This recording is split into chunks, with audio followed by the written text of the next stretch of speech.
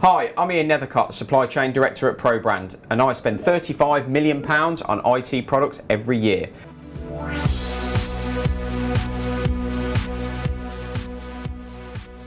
So this week we're going to look at how to manage your IT suppliers.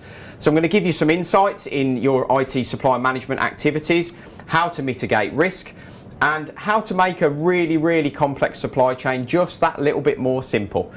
So as a lot of you buyers out there will know, that supplier management is going through a major transformation at the moment. So the days of managing kind of just spend and negotiating the best deal are long gone now. You've got to take a much more holistic view of your IT suppliers and how you actually manage them. So obviously in the IT market, this is especially really difficult. You would have probably saw my video just a few weeks back around the complexity and the volatility in the IT supply chain. You know, there's so many suppliers out there all selling the same products. You know, how do you manage them? How do you aggregate those suppliers, and how do you decide who you deal with for your day-to-day IT spend?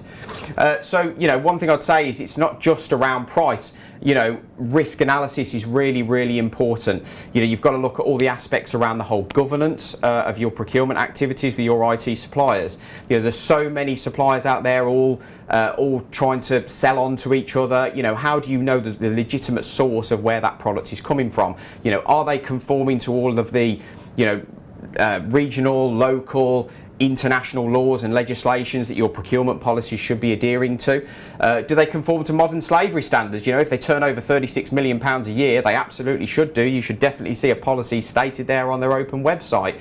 Yeah, that's definitely a big problem in the IT and technology supply chain, with, you know, goods coming in from China and, you know, other overseas countries. You really need to be aware of those things and make sure you're conducting a relevant risk analysis. You know, when you look at supplier onboarding, you know, create a simple checklist of conformance. Think about pricing requirements. What do you need commercially from your supplier? How are you going to manage that pricing with your supplier? You certainly need to do it efficiently because of the volume of product that's out there, and the you know, the volatility, as I mentioned, in price. You know, so that's something you need to consider. Think about how you get visibility of stock with your suppliers. You know, stock changes all day, every day. You know, how are you going to get that level of transparency from your supplier? Can they deliver that for you? And think about notification of price changes as well. You know, how is your suppliers going to give you that information? You know, prices change up and down literally every single day. So, you know, you need to have that level of transparency with your suppliers as well. So I've just touched on governance as well. So, you know, governance of spend is really important. You know, I know that that's a big problem out there, especially in large organisations, on how you actually manage and govern that level of spend. You know, IT is you know, the largest area, or certainly one of the largest areas of indirect spend in most organisations. So you need to know how you're going to manage that as well. So, you know, it means big risk. So think about the governance controls that you put in place. You probably have some kind of delegation of authority policy within your organisation as well. So, you know, again, you need to think about how you can work that policy with your suppliers, and can they tick the boxes in what you need in terms of those governance standards.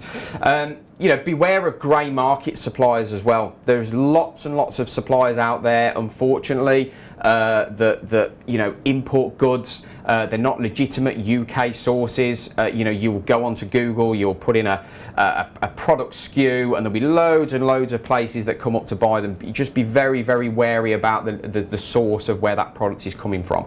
You know, you might think you're buying something really cheap. Cheap doesn't always mean good value. You know, one of the probably biggest areas out there with the concern of that is something like the smartphone industry. That's probably a good example. You know, there's lots of suppliers importing phones from overseas. You know, it's not just as simple as switching the phone on, changing the language to UK, and you think you're okay. You know, they're deep coded to the country of origin of that device. So, you know, things like when you send them back to a service centre, they'll be flashed back to the original country of origin, and that's going to cause you problems. So it's just things like that you need to consider, and the source of where the products are coming from within your supplier of choice. So think about the ongoing management of your suppliers as well. It's not just a case of onboarding them and they're approved. You've got to think about that ongoing level of management as well. So think about the commercial levels of discount that have been agreed. You know, how do you continually manage what that commercial level of discount is? Do you know that if you agree 3% margin, are they always adding on 3%? Is it actually 5, 6, 7%? You've got to be aware of that and how you can get that level of transparency from your supplier as well. And that leads me on to say, how do you know you're getting the best deal? So that's why those levels of transparency are really important. It's important you're getting the best deal and the best value from your supplier, and that leads to best value and best practice approach as well. So, and do you have a digital transformation strategy in your organisation? There's a lot of companies now that are going down that route. If you're not, you should be. And if you are, can your supplier deliver on what your strategy is from a digital perspective? How can they integrate with your systems? Can they do that? Can they offer you digital processes in terms of managing stock and price and all that level of transparency that I've mentioned in some of the previous points? So if you've got digital as part of your strategy, that should be a fundamental part of your decision-making process when you're engaging with your IT suppliers. But in summary, think about how you manage your IT suppliers. It's not just about price. Think about risk. Think about governance. You've got to take that whole complete view in terms of what your suppliers are going to offer you. As I say, there's a lot of them out there. So think wisely, I guess. But that's it. Thanks for watching. Please like, share, and subscribe for more information. Send any questions to askian@probrand.co.uk. But until next time, keep haggling.